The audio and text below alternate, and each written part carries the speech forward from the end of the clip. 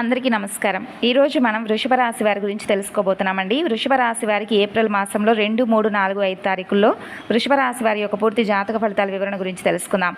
మరి వృషభ రాశి వారు కనుక ఇప్పుడే కొత్తగా మన ఛానల్ చూస్తున్నట్లయితే దయచేసి ఛానల్ని అయితే సబ్స్క్రైబ్ చేసుకొని వీడియో కనుక మీకు నచ్చినట్లయితే లైక్ చేసి సపోర్ట్ చేయండి. అలాగే వీడియోను చివరి వరకు చూడండి ఫ్రెండ్స్, అప్పుడే మీకు పూర్తిగా అర్థమవుతుంది. వృషభ రాశి అనేది రాశి చక్రంలో 2వ రాశి. వృషభ రాశికి అధిపతి శుక్రుడు. అయితే ఈ 4 రోజుల్లో వృషభ రాశి వారి యొక్క ఫలితాలను కనుక మీరు తెలుసుకున్నట్లయితే నిజంగా ఆశ్చర్యపోక తప్పదు. కృత్తిక 2, 3, 4 పాదాలు, రోహిణి 4 పాదాలు, మృగశిర 1, 2 పాదాలు. ఎద్దు చిహ్నంగా ఉన్నటువంటి వృషభ రాశి వారు స్థిరమైనటువంటి స్వభావంతో, పట్టుదలతో, శారీరకమైనటువంటి బలంతో, విలాసవంతమైనటువంటి జీవితాన్ని ఎక్కువగా ఇష్టపడతారు వృషభ రాశి వారు. అలాగే భూతత్వం, స్థిరమైనటువంటి స్వభావం అనేది వీరి యొక్క గుణగణాలు. ఇక వీరు ఎంచుకున్నటువంటి లక్ష్యాన్ని సాధించడానికి ఎంతైనా కానీ కష్టపడడమే వీరికి ఇష్టం అన్నమాట. అలాగే స్నేహం, ప్రేమలో చాలా విశ్వసనీయంగా ఉంటారు. ప్రశాంతమైనటువంటి వాతావరణం, సువాసనలు, మంచి ఆహారాన్ని వృషభ రాశి వారు ఎక్కువగా ఆస్వాదిస్తారు, ఇష్టపడతారు. అయితే బ్యాంకింగ్, ఫైనాన్స్, కళలు, ఫ్యాషన్ డిజైనింగ్, వ్యవసాయం, రియల్ ఎస్టేట్ రంగాల్లో వృషభ రాశి వారు చాలా చక్కగా రాణిస్తారు. మరి ఈ 4 రోజుల్లో వృషభ రాశి వారికి రాబోతున్నటువంటి మార్పుల గురించి సంగతి ఏమిటి? ఈ వివరాలు ఇప్పుడు మనం తెలుసుకునే ప్రయత్నం చేద్దాం. మనసు పెట్టి వింటే మీకు పూర్తిగా క్షుణ్ణంగా అర్థమవుతుంది. చెప్పాలంటే మీరు బాగా నమ్మినటువంటి కొంతమంది వ్యక్తులు, అలాగే ఆ వ్యక్తులు ఎవరనేది, అలాగే వారు చేసినటువంటి మోసం గురించి మీరు ఈ 4 రోజుల్లో ఏదో ఒక రోజునైతే తప్పకుండా తెలుసుకుంటారు ఆ వ్యక్తులు ఎవరనేది. శుభకార్యాలను, సంతోషాలన్నీ కూడా చూస్తూ వారు ఏడుపులు, పెడబొబ్బులు పెడుతున్నారు. అలాగే మీరు ఎప్పుడూ కూడా గొడవలు పడుతూ, కొట్టుకుంటూ, తిట్టుకుంటూ నరకం అనుభవించాలని, అనారోగ్య సమస్యలతో మంచాన పడాలని చెప్పేసి ఆ ఇద్దరు కిలాడి స్త్రీలు మీ మీద ఎన్నో రకాల చెడు ప్రయోగాలనేవి, చెడు మంత్రతంత్ర ప్రయోగాలనేవి ప్రయోగిస్తూ వస్తున్నారు. కాబట్టి ఆ స్త్రీల పేర్లు ఏమిటి అనేది కూడా ఖచ్చితంగా మీకు వివరించి చెబుతాను. ఇది ముఖ్యంగా ఇద్దరు కిలాడి స్త్రీలు చేస్తున్నటువంటి పని. ఎందుకంటే మగవాళ్ళు వచ్చేటప్పటికీ ఆడవాళ్ళ విషయాల్లో అంతగా తలదూర్చరు. కాబట్టి కాస్త ఏదన్నా విన్నా కూడా కాస్తో కూస్తో ఒక విషయంతో వదిలేస్తూ ఉంటారు. కానీ ఆడవారు ఎలా ఉంటారంటే, కొంతమంది ఆడవాళ్ళు వాళ్ళ యొక్క మనసులో పైకి ఒకలాగా నవ్వుతూ నటిస్తూ ఉంటారు, కానీ మనసులో మాత్రం విషాన్ని నింపుకొని ఉంటారు. అంటే ఈర్ష్యతో, అసూయతో, చూడలేని తనంతో జనం నాశనమైపోవాలన్నట్లుగా కొంతమంది కిలాడి స్త్రీలు మన చుట్టూ ఉంటూనే పుట్టగొడుగుల్లాగా పుట్టుకొస్తూనే ఉంటారండి. వాళ్ళను కనిపెట్టడం అనేది చాలా కష్టమైనటువంటి విషయం. కానీ వాళ్ళను ఎలా కనిపెట్టాలి ఏంటి అనేది ఇక్కడ నేను మీకు ఈ వీడియోలో కొన్ని రకాల సంకేతాల ద్వారా మీరైతే తప్పకుండా తెలుసుకోవచ్చు. ఇక్కడ మీరు తెలుసుకోవాల్సినటువంటి అవసరం అనేది ఎంతైనా ఉంది. ఎందుకంటే ఆ చెడు ప్రయోగాలు అనేవి జరుగుతూ ఉంది మీ మీద, మీ కుటుంబ సభ్యుల మీద. కాబట్టి మీరు పట్టించుకోకపోతే నిజంగా వాళ్ళు అనుకున్నది సాధించి నిరూపిస్తారు. వాళ్ళ దగ్గర మీరు ఓడిపోతారు. వారు అనుకున్నట్లుగా కన్నీళ్లు, నరకం, గొడవలు, కొట్లాటలు, తిట్టుకోవటాలు, ఇంకా ఎన్నో రకాల ఊహించినటువంటి ప్రమాదాలు కూడా మీకు జరిగేటటువంటి అవకాశాలు అనేవి ఎక్కువగా కనిపిస్తాయి. ఎందుకంటే వాళ్ళు అన్ని రకాల చెడు ప్రయోగాలు అనేవి మీ మీద చేస్తున్నారు. కాబట్టి వాళ్ళు చేసుకున్నవి వాళ్ళకే తిప్పి కొట్టాలి, వాళ్ళు తీసుకుంటున్నటువంటి గోతిలో వాళ్లే పడాలి అనే విధంగా మీరు ఏం చేయాలి, ఏ జాగ్రత్తలు తీసుకోవాలి అనేవి కొన్ని రకాలైనటువంటి పరిహారాలు సైతం నేను చెబుతాను. అవి చేయడం ద్వారా అసలు వీళ్ళెవరు, ఫస్ట్ మీకు ఆ వ్యక్తి ఎవరనేది ఒక అంచనా మీకు వస్తుందన్నమాట. అలాగే వాళ్ళు చేసేటటువంటి చెడు మీకు తగలకుండా ఉండడానికి మీరు ఒక చిన్న పరిహారాలు కూడా మిమ్మల్ని కాపాడేలా చేస్తాయి. ఎందుకంటే పరమేశ్వరుడు మీకు ఒక హెచ్చరికలాగా ఈరోజు ఈ సందేశాన్ని చెబుతున్నాడు. ఇప్పటికే పరమేశ్వరుడు మిమ్మల్ని చాలా రకాల ప్రమాదాల నుండి కాపాడుతూనే వస్తున్నాడు. గత కొంతకాలం నుండి చూస్తే మీరు ఎక్కువగా వాహన ప్రమాదాలు కావచ్చు, కుటుంబంలో మనశ్శాంతి లేకపోవడం, సరిగ్గా నిద్ర లేకపోవడం, మానసికంగా చాలా చికాకుగా ఉండడం, ఒకసారి ఉన్న ఆలోచనలు ఒకసారి లేకపోవడం, తరచుగా ఏంటంటే తలనొప్పులు, ఒళ్ళు నొప్పులు, ఇలా ఏదో ఎవరో మిమ్మల్ని కొడుతున్నట్లుగా, తిడుతున్నట్లుగా అంతా కూడా ఒళ్ళంతా కూడా నొప్పులుగా ఉండడము, ఇటువంటి పీడకలలు రావడం, ఉలిక్కిపడి లేవడం, సరిగ్గా రాత్రులు నిద్ర పట్టకపోవడం, ఏ పని మీద కూడా పెద్దగా శ్రద్ధ అనేది చూపించలేకపోవడం, ఇలాంటివి ఎన్నో రకాల సంకేతాలు అనేవి మీ జీవితంలో ఈ మధ్య కాలంలో గత కొంతకాలంగా మీరు గమనించే ఉండుంటారు. అంటే ఆ సమస్యలు చాలా వరకు కూడా ఘోరంగా, అంటే ఘోరంతవి కూడా కొండంత కాకుండా పరమేశ్వరుడు మిమ్మల్ని కాపాడుకుంటూ వస్తున్నాడనేది నిజం. ఎందుకంటే మీరు అనుకుంటున్నారు, మేము కూడా అందరిగా మనుషులం కదా, మరి మమ్మల్ని ఎందుకు పరమేశ్వరుడు కాపాడుతున్నాడని. పరమేశ్వరుడు ఎందుకు కాపాడుతాడంటే పేదవారికి, అలాగే మనల్ని ఎవరినైనా కానీ హింసించే వారికి ఎవరండి అండగా ఉండేది? భగవంతుడే కదా. కాబట్టి భగవంతుడు మనల్ని ఎవరైనా కానీ దెబ్బతీసేలాగా ఎవరైనా మంత్రతంత్ర ప్రయోగాలు చేస్తూ ఉంటే చూస్తూ ఊరుకోడు. ఇక మీకు అసలు పని మీద ఆలోచన ఉండడం లేదు. ఎవరో మీ మీద పడి ఏడుస్తున్నట్లుగా నరదృష్టి అనేది మీ మీద ఎక్కువగా ఉంటుంది. వాళ్ళ కళ్ళతో మమ్మల్ని చూడలేకపోతున్నారు. అలాగే ఊహకు కూడా అందనంతగా ఈ చెడు ప్రయోగాలు అనేవి చేస్తున్నారేమో ఒక ఆలోచన కూడా మీకు కలిగి ఉండుంటారు. అయితే మీరు ఊహించలేకపోతున్నారు ఇలా చేస్తున్నారని. ఊహించకుండా ఏదోలే అనే ఆలోచన మాత్రం మీకు మెదులుతూనే ఉంటుంది. అయితే మీకు తెలియకపోవడం ఏంటంటే అది వారికి అవకాశంగా మారిపోయింది. ఎదుటి వారికి ఇంకా అదొక బలంగా మారిపోయింది. అలాగే వాళ్ళు ఎన్నో అంటే వాళ్ళకు ఒక మంచి సమయం అనేది ఇప్పుడు మీరు ఇచ్చారని చెప్పుకోవచ్చు. మీ కుటుంబాన్ని చిన్నాభిన్నం చేయడానికి ఒక మంచి సమయం. ఎందుకంటే ఇలాంటివి గవక్కని ఎవరూ కూడా ఊహించలేరు కదా. ఊహకు కూడా కొన్ని విషయాలు అందవు. ఎదుటి వాళ్ళు ఇలా ఎందుకు చేస్తారులే, కాకపోతే మేము బాగుంటున్నామని చెప్పేసి కాస్తో కూస్తో ఈర్ష, ద్వేషం ఇలాంటివైతే అందరికీ ఉంటాయనే సంగతి ప్రతి ఒక్కరికి కూడా అనుకుంటున్నటువంటి విషయం. ఇలాగే మీరు కూడా అనుకుంటారు. కానీ అంతకు మించి ఇంకా ఏడుపులే కాకుండా అంతకు మించి చెడు ప్రయోగాలు కూడా చేపిస్తున్నారు. వాళ్ళు ఇంతగా మీ మీద కక్ష కట్టారు. అయితే అసలు అలాంటి మనుషులు ఈ భూమి మీదే ఉన్నారని చెప్పి మీరు కూడా నమ్మలేరేమో. ఎందుకంటే అలాంటి ఆలోచనలు అనేవి మనకి రావు కాబట్టి. అలాగే ఎదుటి వారందరినీ కూడా మీరు మంచి మనసుతో ఆలోచించే స్వభావం మీది కాబట్టి మీలాగా ఎదుటివారు కూడా అలాగే ఉంటారు అని మీరు అనుకోవడమే మీరు చేసేటటువంటి పెద్ద తప్పు. అయితే మీరు అనుకుంటూ ఉంటారు అందరూ మంచి వాళ్ళని, కానీ మీ ఊహ అనేది చాలా పొరపాటు.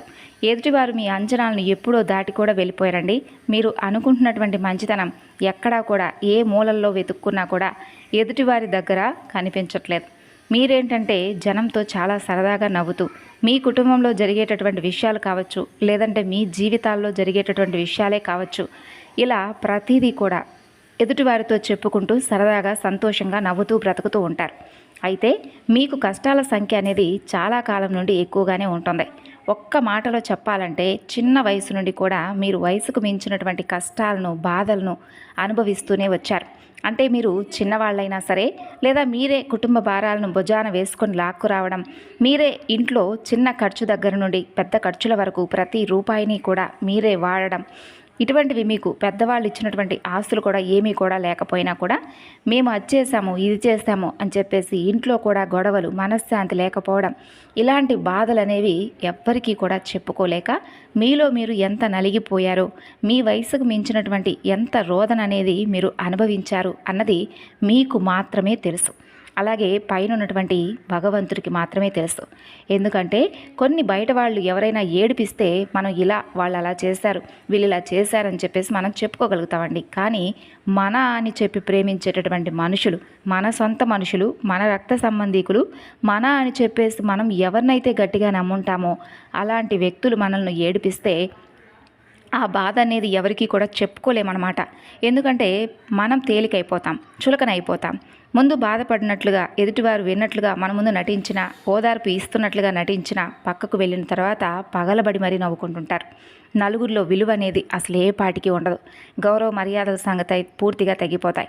కాబట్టి కొన్ని విషయాలు అనేవి కొన్ని రహస్యాలుగా ఉంటేనే, దాచుకుంటేనే మనలో మనమే నగిలిపోతూ ఉన్నప్పటికీ కూడా కొంచెం దాచుకోవాలి. అలాంటివి మీరు ఎంతగానో అనుభవిస్తున్నారు, క్లియర్గా చెప్పుకోవచ్చు. ఇక ఇక్కడతో మీరు పడినటువంటి బాధలు, కష్టాలు, అవమానాలు, నిందలు, కన్నీళ్ళు, ఇలా లేనిపోని అంటే మీ మీద ఎన్నో రకాల నిందలు కూడా విపరీతంగా పడ్డాయి ఈ గత కొంతకాలంగా. మీరు చేయని తప్పులకు చేశారని చెప్పేసి అవమానాలతో మిమ్మల్ని ఏదైనా అనొచ్చు అన్నటువంటి అంటే ఆ నోటితోనే మిమ్మల్ని చాలా రకాలుగా దూషించి ఉండవచ్చు. అయితే స్త్రీలు కావచ్చు, పురుషులు కావచ్చు, మిమ్మల్ని ఎక్కువగా ఇబ్బంది పెట్టింది మాత్రం ఇద్దరు స్త్రీలను చెప్పుకోవచ్చు. అసలు ఇలాంటి మాటలు మేము పడాల్సి వస్తుందని మీరు కూడా కలలో కూడా ఊహించుండరు. అలాంటి భయంకరమైనటువంటి మాటలు, మంచికి పోయి చెడు ఎవరినైతే గట్టిగా నమ్మి వీళ్ళు మా వాళ్ళు, వీళ్ళ వల్ల మాకు ఎలాంటి చెడు అనేది ఉండదు అని చెప్పి నమ్మినటువంటి వాళ్ళ ద్వారా మీరు ఎంతగా నరకం అనుభవించారో, ఎన్ని ఎదురు దెబ్బలు మీకు తగిలాయో అనేది మీ గుండెకు మాత్రమే తెలుసండి. వారి వల్ల అంటే కొంతమందికి ఆర్థిక పరంగా నష్టం జరిగి ఉండవచ్చు, అంటే డబ్బు చేజార్చుకోవడం కావచ్చు, జీవితంలో విలువైనటువంటి సమయాన్ని వృధా చేసుకోవడం కావచ్చు, అంటే వారితో మాట్లాడడం కావచ్చు, వారిని నమ్మి ఎంతగానో నష్టపోవడం కావచ్చు, వారి గురించి రాత్రింబగళ్ళు ఆలోచించి మైండ్ అంతా కూడా పాడు చేసుకొని అనారోగ్య సమస్యలు తెచ్చుకొని ఇవాల్టి రోజున మీకు ఎన్నో రకాలైనటువంటి మొండి రోగాలతో చాలా ఇబ్బందులు అయితే మీరు ఎదుర్కొన్నారు.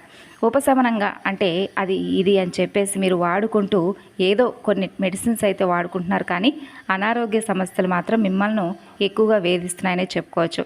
దానికి తగిన పరిష్కారం మీ దగ్గర లేకపోవడం, దానివల్ల మీరు ఎక్కువగా దెబ్బతినడం కూడా గత కొంతకాలంగా జరుగుతూ ఉందనే చెప్పుకోవాలి. అయితే మీరు అనుకుంటూ ఉంటారు, వెంటనే మనం వారు చేసిన తప్పులను క్షమించేస్తాం, మరలా వారి దగ్గర బాగుంటాం అని మీరు అనుకుంటూ ఉంటారు. ఇవే మీరు చేసే పొరపాట్లు. ఎవరిని నమ్మాలో ఎవరిని నమ్మకూడదని చెప్పేసి ఒక అంచనా వేయలేకపోవడం అనేది మీ తప్పు.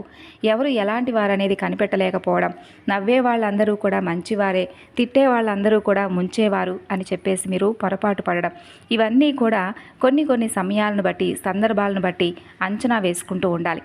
ఎవరు ఏంటి ఎలాంటి వారు అనేది మీరు తప్పకుండా తెలుసుకోవాలి.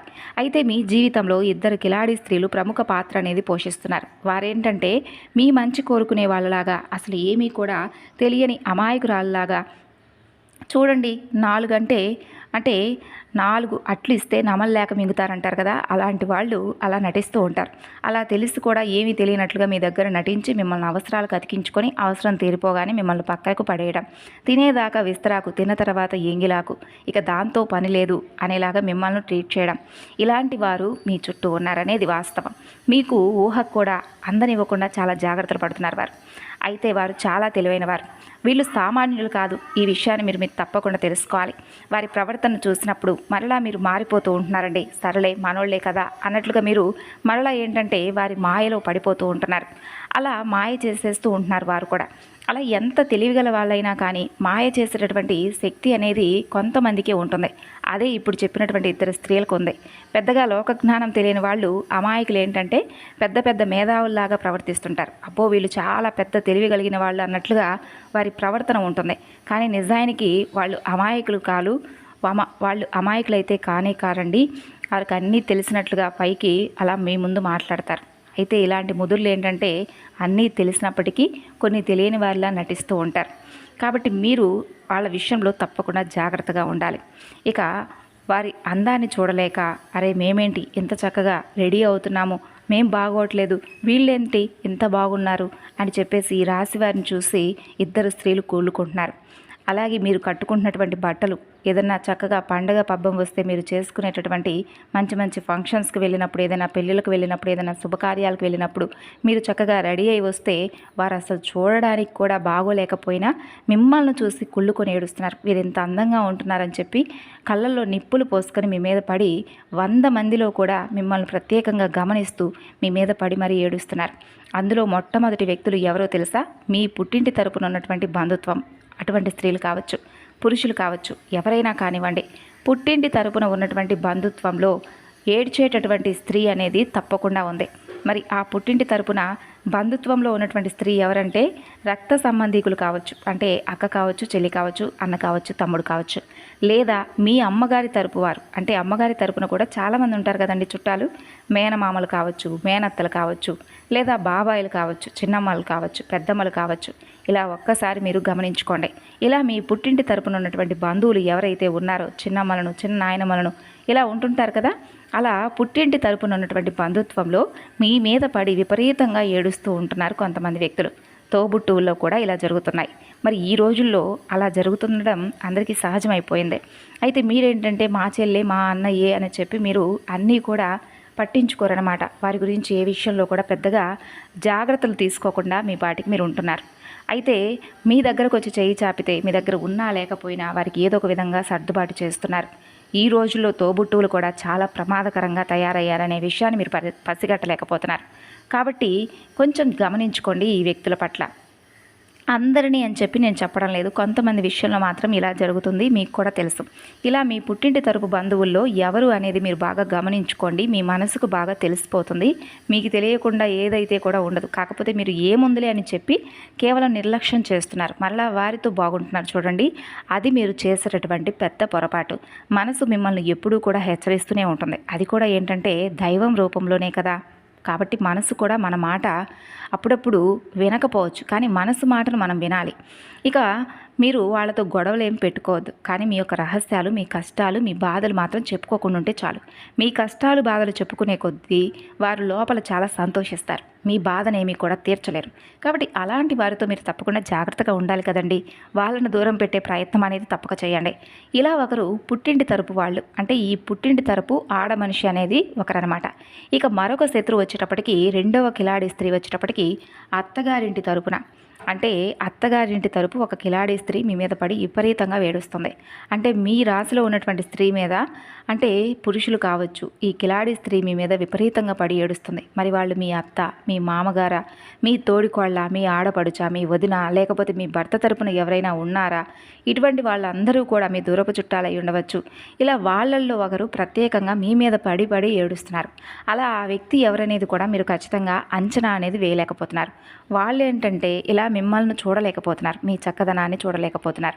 కాస్తో కూస్తో మీ భాగస్వామితో, మీ కుటుంబంతో మీరు సంతోషంగా ఉండడం అనేది చూడలేకపోతున్నారు. అవన్నీ చూడలేక మీ ఎదురుగా నవ్వుతూ ఉంటున్నారు కానీ మిమ్మల్ని తిడుతూ, అంటే మీ ముఖం మీద తిట్టరు కదండి, కాబట్టి మీకు ఏ డౌట్ రావడం లేదు, కాబట్టి మీకు సందేహం అనేది కలగడం లేదు. అంతగా వాళ్ళు మీ ఎదుట నటిస్తున్నారు కాబట్టి మిమ్మల్ని కొంచెం అన్ని రకాలుగా పరిశీలిస్తూనే మీ మీద పడి ఏడుస్తున్నారు. కాబట్టి ఆ వ్యక్తులకు కొంచెం జాగ్రత్తగా అయితే ఉండే తీరండి. ఇక మీ మీద లేనిపోని చాడీలు, అలాగే మీ నాశనాన్ని కోరుకునేటటువంటి ఈ ఇద్దరు స్త్రీల ద్వారా మీరైతే ఖచ్చితంగా జాగ్రత్తలు అయితే తీసుకోవాలి.